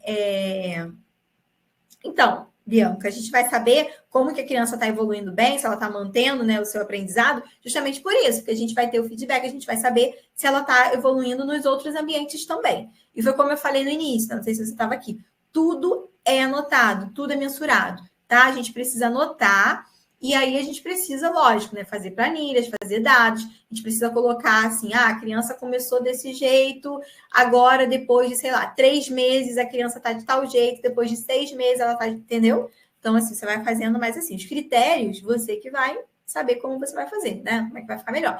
Mas você precisa ter gráficos de evolução, você precisa ter, enfim, um planejamento mesmo, né? De como você vai mensurar isso, tá? Porque precisa ser quantitativo, tá bom? Precisa ser mensurado. Tanto para você entender o que está dando certo ou não, e para dar devolutiva para os pais, tá bom? Gente, o profissional AT, não sei se vocês já ouviram falar, né, sobre o AT, que é um acompanhante terapêutico, ele também ele é fundamental para esse processo de generalização, tá? Do que a gente está aplicando ali. Porque geralmente o AT ele está na casa, né? Ele vai fazer o trabalho em casa. O trabalho que você está fazendo ali, ele vai fazer na casa, ele vai fazer às vezes na escola. Às vezes o AT é aquele acompanhante da criança lá na escola, tá? Então, assim, é muito importante, né, o AT, é de fundamental importância. Você, analista do comportamento, pode ser um AT também, até porque um dos critérios do acompanhante terapêutico é que ele saiba pelo menos os conceitos de aba, né? Saiba alguma coisa. Então, se você tem, né, um acompanhante terapêutico que tem a aba mesmo, né, sólida, assim, é fundamental, né? Então, para que ele possa estar aplicando ali no ambiente mais naturalístico. E é óbvio, né, que a gente precisa também estar passando essas informações para os pais, para os professores, né? Porque o AT não vai estar 24 horas ali também, tá? Então, vamos lá. A gente precisa de lições, né, no plano de intervenção, né, que são as lições que a gente vai fazer. Esvanecimento de ajuda, né? O que seria esse esvanecimento de ajuda, tá? Na análise do comportamento, a gente trabalha com algo que se chama aprendizagem sem erro, tá? É justamente para que a criança não crie frustrações, não crie comportamentos problemas. Você pensa, né? Pensa lá na sua época de escola. Eu, Diliane, falando. Eu não gosto de matemática. Eu sou muito ruim em matemática, não gosto. Né? Apesar de ser psicopedagoga, enfim, né? A gente trabalha com crianças até que tem descalculia e tal. Mas aí, enfim, né? A gente estuda para isso e aplica. Mas eu, particularmente, não gosto de matemática. Por quê? Porque eu lá atrás, eu tive experiências ruins com a matemática, né? Eu não aprendia, então aquilo foi, sabe, me dando frustrações e eu fui achando, nossa, eu não aprendo, então eu não sei matemática, né? Isso aqui tá muito difícil, então eu não sei, não vou aprender nunca, e isso gerou em mim uma meio que repulsa, assim, a matemática. Né? Isso acontece em diversas áreas da nossa vida, tá? Não que às vezes a gente não aprenda com erro, a gente pode até aprender, mas assim, na análise do comportamento, a gente entende que a melhor forma de se ensinar, principalmente uma criança com TEA, é fazendo com que ela erre o menos possível, tá? Então, a gente vai lidar com a aprendizagem sem erro, tá bom? Então, Bianca, a gente vai saber se os pais estão dando a mediação ou não para a criança, a gente vai saber muito também com retorno, né, na terapia. Porque se essa criança ela está tendo uma mediação em casa, uma mediação na escola, ela vai voltar muito melhor, ela vai voltar, enfim, fazendo os comandos que você pede, ela vai voltar com uma evolução muito melhor. Aquela criança que não faz, você vai perceber que ela vai estar diferente daquela que faz, tá? Isso aí é com o tempo mesmo que você vai pegando, tá bom? Então, já falei do desvanecimento de ajuda, né? Porque foi como eu falei, aprendizagem sem erro, então a gente começa com ajudas e depois a meta é a gente vai diminuindo essas ajudas até que a criança realmente faça sem ajuda nenhuma, tá? Critérios de aprendizagem, né? Você precisa ter os seus critérios de aprendizagem para essa criança, tá bom? E folhas de registro, né? Que foi o que eu falei, enfim, você precisa registrar tudo e tal. No nosso curso, né? Que aí realmente lá no curso a gente explica tudo, né? Então, em mínimos detalhes, a gente tem folhas de registros, né? Eu mostro as folhas de registro, né? Lá, como vocês podem fazer. É lógico que assim, a folha de registro vai depender muito do local. Se vocês estiverem trabalhando em alguma instituição, provavelmente essa instituição vai ter uma folha de registro padrão. Se vocês estiverem trabalhando por conta própria, enfim, vocês vão criar suas folhas, tá? Mas é sempre importante ter ali as coisas que não podem faltar. Geralmente é nome, idade, o local, o horário, enfim, né? Essas coisas assim. Ensino de habilidades, tá? Então, vamos lá. A gente avalia, né? Foi como eu falei, a gente avalia a criança, vê o que ela tem de habilidade, o que ela não tem, aí a gente monta o programa de ensino, tá? Sempre utilizando itens de preferência da criança no momento de ensino, tá bom? Não, Josilane, o TEA, ele não é considerado uma deficiência, tá? Ele é um transtorno, né? Foi como a gente viu lá no início, né? Ele é um transtorno no neurodesenvolvimento, tá? Então, ele não é considerado uma deficiência, tá bom? A gente não tem tratamento em si, né? Como eu digo assim, tratamento, não tô falando de terapia, tô falando de tratamento mesmo, né? A gente não tem remédio, as crianças com TEA, algumas tomam medicação, mas não é para ela não ter mais TEA ou para alguma coisa, é mais para os comportamentos, para os sintomas, né? Enfim, a gente usa mais medicação para isso, para controlar e tal. Mas não, ou às vezes para alguma comorbidade, porque a maioria das crianças com TEA tem alguma comorbidade, né? O que seria comorbidade? É algo associado, né? TEA e TDAH, TEA e dislexia, TEA, enfim, tá? Mas a comorbidade, a gente diz que a criança é TEA e tem a comorbidade, tá bom? Não tem cura, Antônio, tá? Não é uma coisa assim de, vou curar, né? Como eu falei, não é uma doença, então não tem cura.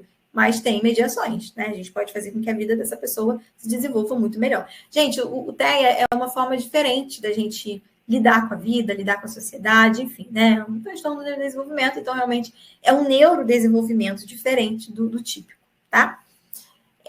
Vamos lá. Então, aí, a gente vai sempre utilizar as preferências da criança. Então, por isso que é importante a gente conversar com os pais, né? Porque a gente vai entender quais são as preferências e tal, e tá usando ali essas preferências. Teve alguém que falou aqui que eu vi coisas de brinquedo e tal, a gente utiliza muitos brinquedos, né? Nas funções, enfim, tá?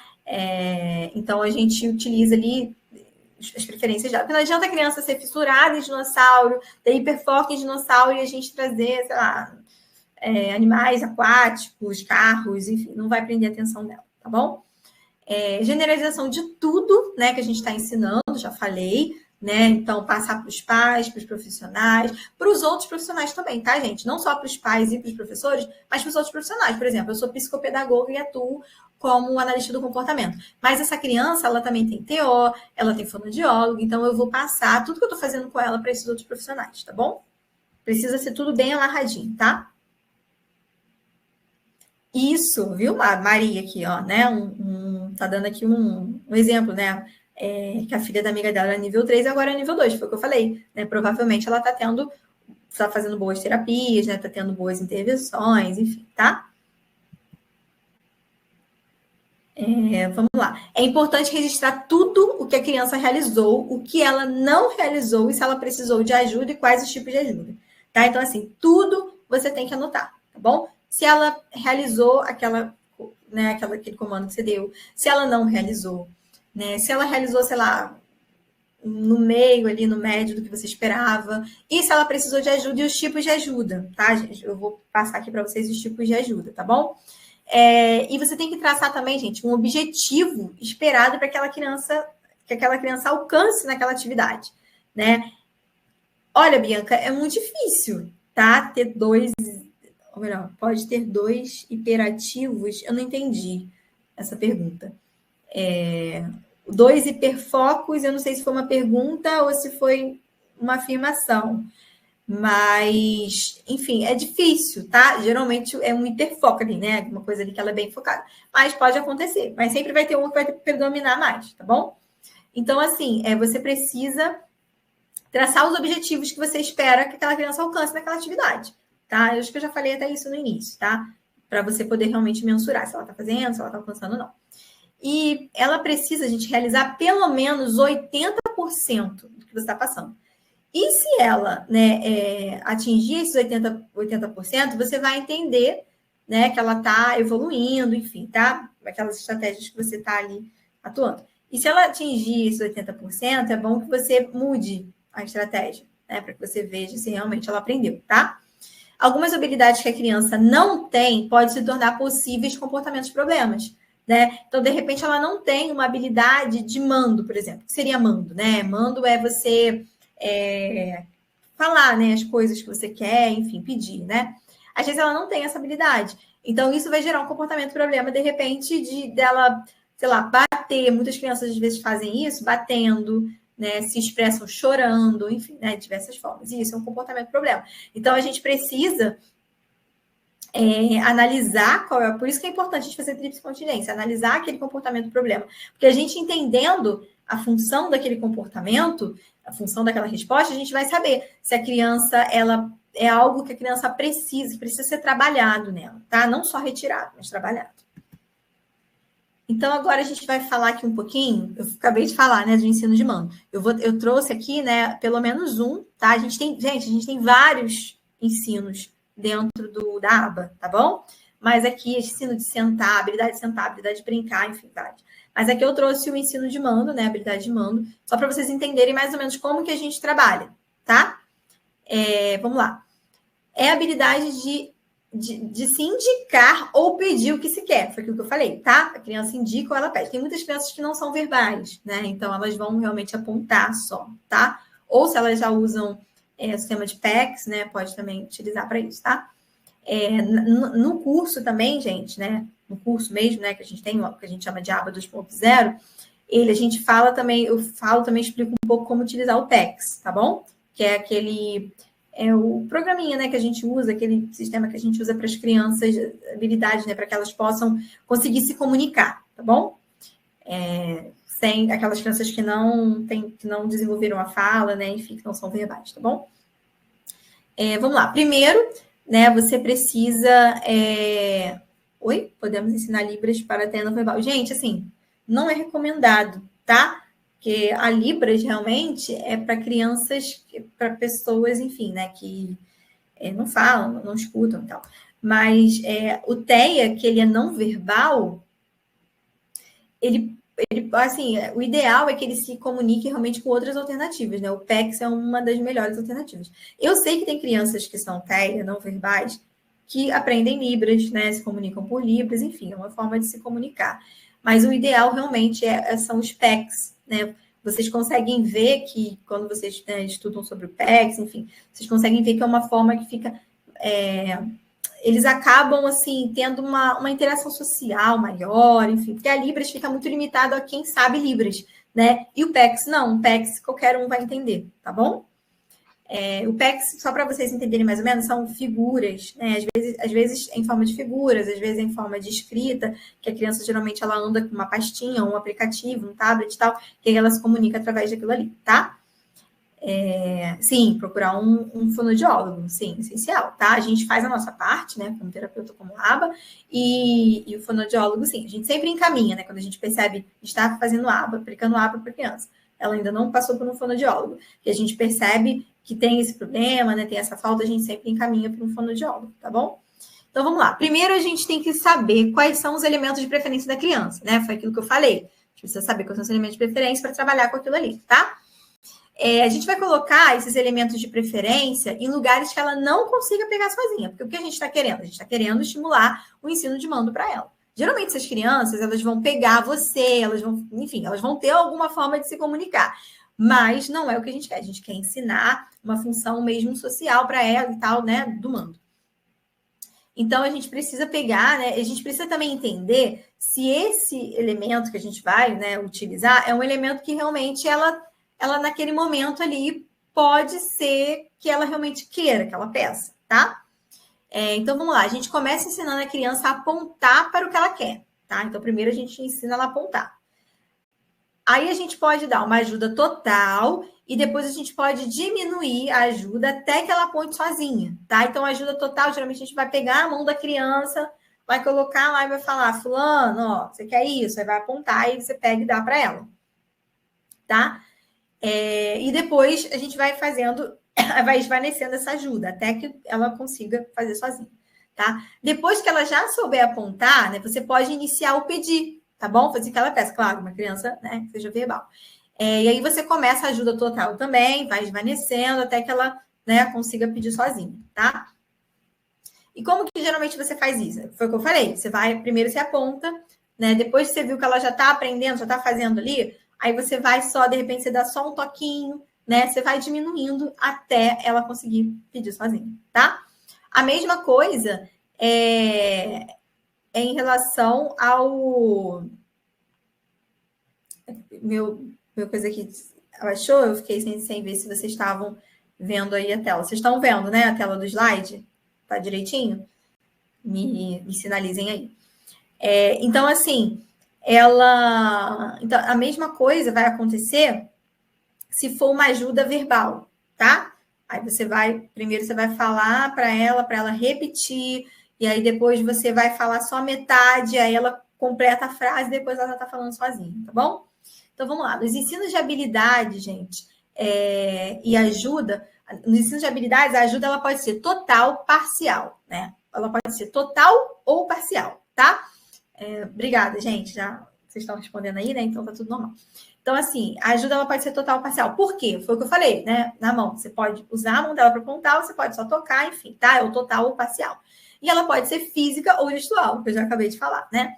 Então, quando a criança ela estiver aprendendo atividade, né, e trabalhando com aprendizagem sem erro, né? Então, assim, a gente precisa, sempre quando ela estiver aprendendo essa atividade, a gente precisa trabalhar com aprendizagem sem erro, tá? Depois que você vê que ela já está desenvolvendo, já está, né? Aí você pode, né, esvanecendo, enfim, fazer sem ajuda, tá? Quando a criança ela já tiver 80% de acerto, aí você pode fazer, né, tentativas de outra forma, tá bom? Acho que eu já falei isso, né? Você viu que ela bateu ali 80% ali de acerto naquilo ali que você está ensinando para ela, e você tenta de outra forma, né? Muda o jeito que você está ensinando, justamente para você entender, para você poder mensurar se ela realmente aprendeu ou não, se ela está condicionada só aquilo ali, tá bom? E durante a fase de aprendizagem, gente, é importante que sejam feitas pelo menos 5 tentativas uma vez ao dia. Pelo menos, tá? Pode ser que vocês precisem fazer mais tentativas, né? Então, isso vai depender muito. Sim, pode ajudar, sim, na intervenção, tá? Psicomotricidade é muito importante, ter terapeuta, enfim, tá bom? Tem uma gama, né, gente, profissionais, porque na hora, assim, a gente não lembra, né, de todos, não. Mas, então, assim, é muito importante que vocês ensinem pelo menos 5 tentativas, né, para que, enfim, isso se fortaleça, fique ali na criança, mesmo que você veja que ela já está aprendendo ali antes, mas o ideal é 5, tá? Para que aquilo fique bem fixo nela. Mas vão ter crianças que vão precisar de mais tentativas naquele dia, vão precisar de mais dias trabalhando aquele mesmo comando, mais dias com ajuda total, tá? Principalmente crianças de nível 3 de suporte, tá bom? Então, assim, é importante, gente, eu vou falar agora, estou encaminhando para o final, tá? A gente está aqui no um dos últimos slides do conteúdo, propriamente dito, né? Então, assim, é muito importante que a criança ela esteja à vontade, que a criança esteja feliz, tá? Então, assim, se você é uma pessoa que realmente você, enfim, você acha que não dá muito bem, que você não consegue, enfim, trabalhar, não gosta, foi como eu falei, a gente pode aplicar a aba também em adolescentes e adultos. Mas, de uma forma geral, a gente aplica mais a aba para criança, tá? Então, assim, então a gente precisa fazer com que seja uma coisa agradável, né? A terapia precisa ser uma coisa agradável para aquela criança, senão realmente não vai ter evolução, tá? Então, vamos lá. Pontos importantes da aba. Anotem isso, grifem, enfim, gravem isso, porque realmente é importante, tá? Ele precisa ter uma intervenção precoce, tá, gente? De preferência antes de 3 anos de idade. Pode ser feito depois? Pode, né? Nada impede. Foi o que eu falei, né? Você pode fazer em adolescente, adulto, enfim. Só que é claro que vai ser um pouco diferente do jeito que você vai manejar, do jeito que você vai conduzir. Mas não precisa não, tá, José? Não precisa ser psicopedagoga, neuropsicopedagoga, não. No caso, para você atender o aluno, né? Não. Então, assim, só que aí você precisa... não, enfim, deixa eu voltar para cá, para o conteúdo. Então, assim, só que o ideal é que seja feita uma intervenção precoce, tá? Para que realmente você veja ali o resultado acontecendo, uma evolução, né? Porque quando você chega no adolescente ou no adulto, olha o tanto que ele perdeu, né? O tanto de coisas que foram agregadas, dificuldades, enfim. Eu vi até uma pessoa que perguntou aí, né, se o transtorno de ansiedade, se o TEA pode gerar um transtorno de ansiedade, depende, né? Dependendo de coisas que possam acontecer na vida social dele, né? E tudo isso pode realmente gerar, tá? Transtorno de ansiedade, depressão, enfim, várias coisas, né? Então, uma intervenção precoce, gente, cada vez mais a gente vê que quanto mais precoce for, melhor para o desenvolvimento dessa criança, tá? Melhor para quando ela atingir a adolescência, a vida adulta, tá bom? Então, a gente já sabe que hoje, antes dos 3 anos de idade, a gente consegue fazer alguns testes, algumas coisas, né, para estar ali ajudando essa criança. Ser intensiva, tá? De 15 a 40 horas semanais, já falei isso para vocês. Duradoura. Então, essa aba ela precisa durar no mínimo 2 anos, tá? Se for menos do que isso, vocês vão ver que o efeito, assim, né, não vai, enfim, tá? Não vai progredir. Precisa ser interdisciplinar, né? Aquilo que eu falei, interdisciplinar, porque a gente precisa trabalhar com vários profissionais ali interligados. Não adianta eu, como psicopedagoga, aplicar a aba na minha área e aí ela está precisando de uma terapeuta ocupacional e a terapeuta também não aplicar as mesmas coisas que eu estou ensinando ela lá, né? Então, assim, vai dar uma confusão, tá? Precisa respeitar a singularidade de cada indivíduo, né? Acho que eu já falei isso também. Cada TEA é único. Enfim, cada pessoa é única, né, gente? Mas, assim, quando a gente fala do TEA, do autismo, né, a gente vê que tem especificidades diferentes. Então, não adianta eu pegar um modelo e aplicar em todo mundo. Não dá, tá? Então, assim, não tem como. Por exemplo, coisas que eu faço, né? Agora eu estou dando um exemplo assim, geral, tá, gente? Não é de aba, não. Por exemplo, um ensino, coisas que eu faço aqui no Rio de Janeiro, de repente, no contexto, sei lá, de Manaus, vai ser diferente. Entendeu? Porque tudo tem um regional, tem uma cultura, tem tudo ali envolvido. Então, a mesma coisa, a gente não pode pegar algo assim fechado e sair aplicando como uma caixinha, né? Em todas as crianças. Não, tá? Vamos lá. Precisa ter plano de ensino, registro, avaliação prévia e generalização. Tudo isso que a gente já falou, tá? Ao decorrer do curso. Então, vamos lá. Para você aplicar a aba com eficácia e segurança, né? A gente está encaminhando para o final já, tá?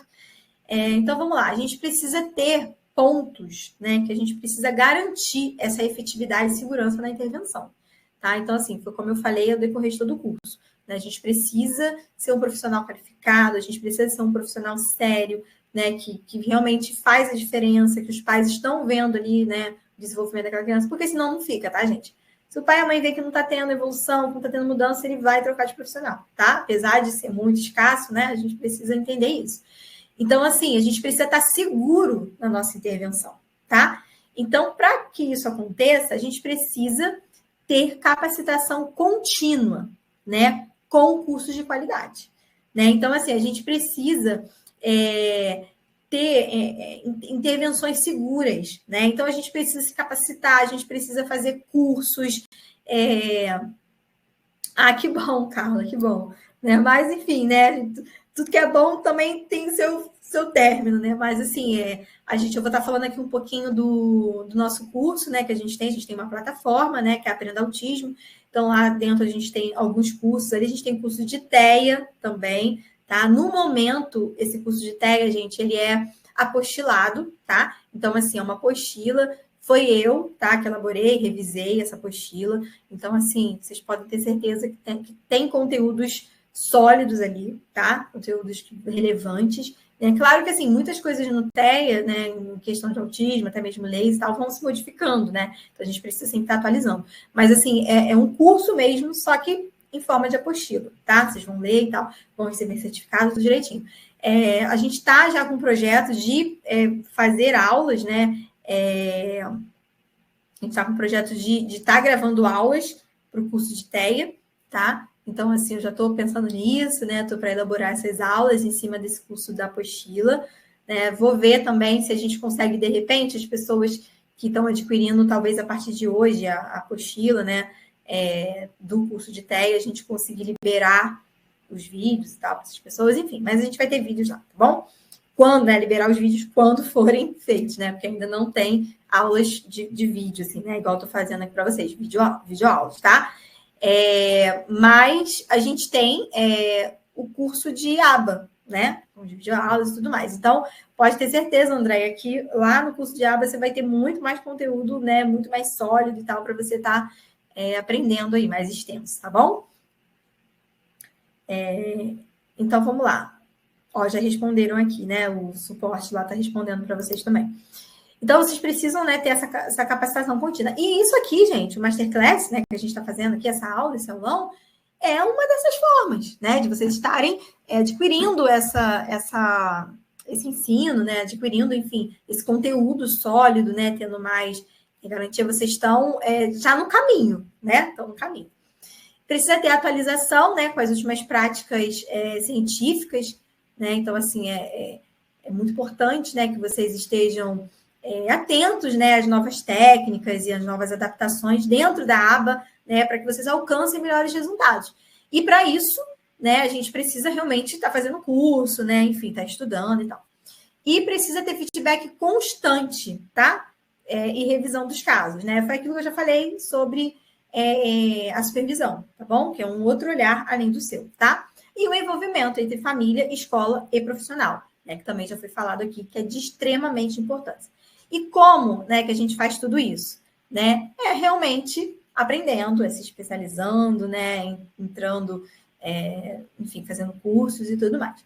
E, né, como vocês viram a demanda, vocês viram a defasagem de profissionais que tem, então a demanda que precisa de profissionais qualificados, viram aqui, né, como que vocês precisam ter para ter segurança das intervenções e tal. E, né, a gente, para dar continuidade aqui, eu vou estar falando um pouco para vocês, né, sobre um presente exclusivo que a gente está dando hoje, né, está disponibilizando para os participantes da Masterclass, tá? A gente sabe, né, que a gente está aí no mês da Black Friday, então a gente não podia passar batido, né, esse mês aí, dentro dos nossos cursos lá do Aprenda Autismo, tá? Da nossa plataforma. Então, vamos lá. A gente tem, né, a capacitação de aba no autismo, né? Que é o nosso Aba Fácil 2.0, tá? Então, assim, nesse Masterclass, a gente vai ter condições inéditas liberadas para vocês. É inédita mesmo, tá, gente? O curso já está lá, tá na plataforma, só que as pessoas que já adquiriram nunca tiveram essas condições que a gente vai estar passando aqui para vocês, tá bom? Então, vamos lá. A gente vai ter um desconto de Black Friday, né? Que, como eu falei, a gente está no mês da Black Friday, novembro, então a gente vai ter desconto sem de Black Friday, tá? E agora as coisas exclusivas, né? Que nunca ninguém que adquiriu o nosso curso teve antes, tá? Que é o parcelamento no Pix, né, gente? Então, assim, a gente sabe que o parcelamento no Pix, ele ajuda muito, né? Assim, que às vezes a gente não tem cartão, não sei o quê. Então, a gente vai ter essa modalidade de parcelamento no Pix. Além disso, outra coisa muito legal, né? É o acesso vitalício ao curso, né? Aos conteúdos. O que isso quer dizer? Vocês não precisam mais ficar, nossa, passou um ano. Porque, gente, às vezes a gente fala assim, um ano e tal. Mas um ano passa muito rápido. Eu já perdi, né, acesso a cursos que eu fiz no passado, que por demandas do dia a dia e tal, eu não consegui dar continuidade, né, de ver os vídeos e perdi, né, e para adquirir de novo eu tinha que pagar um tanto e tal. Então, assim, a gente entendeu, né, que isso é muito importante, a gente vai estar liberando esse acesso vitalício dos conteúdos, tá? Certificado de 180 horas, tá? Para quem fizer o nosso aba Fácil 2.0. E outros 2 bônus muito legais, né, que são outros 2 cursos que a gente tem lá na nossa plataforma, tá? Esses cursos não são, né, ministrados por mim, mas é por uma psicóloga, enfim, muito competente, né? Ela, enfim, sabe, manja muito bem desses assuntos, tá? Então, que é o curso profissional de AT, né? Lembra que eu falei para vocês sobre acompanhamento terapêutico? Então, assim, vocês já vão estar ali, né, saindo com as duas ferramentas ali. Vocês vão ser analistas de comportamento, né? Vão estar ali vão ser terapeutas e, né, vão ser acompanhantes terapêuticos, vão poder ser acompanhantes terapêuticos também, tá? E esse curso ele tem um certificado de 80 horas. O curso seguinte, né, que a gente tem como bônus, é o curso Brincar Autista, tá? Que a gente, no caso, né, a profissional que ministra esse curso, ela explica, né, quanto o brincar traz de desenvolvimento para o autista, tá bom? E isso é realmente, gente, assim, é muito importante, sabe? Dentro do curso de aba, eu falo também sobre isso, sobre o brincar funcional, como que isso ajuda no desenvolvimento, como que a criança aprende no brincar, tá bom? E esse curso tem um certificado de 40 horas, tá?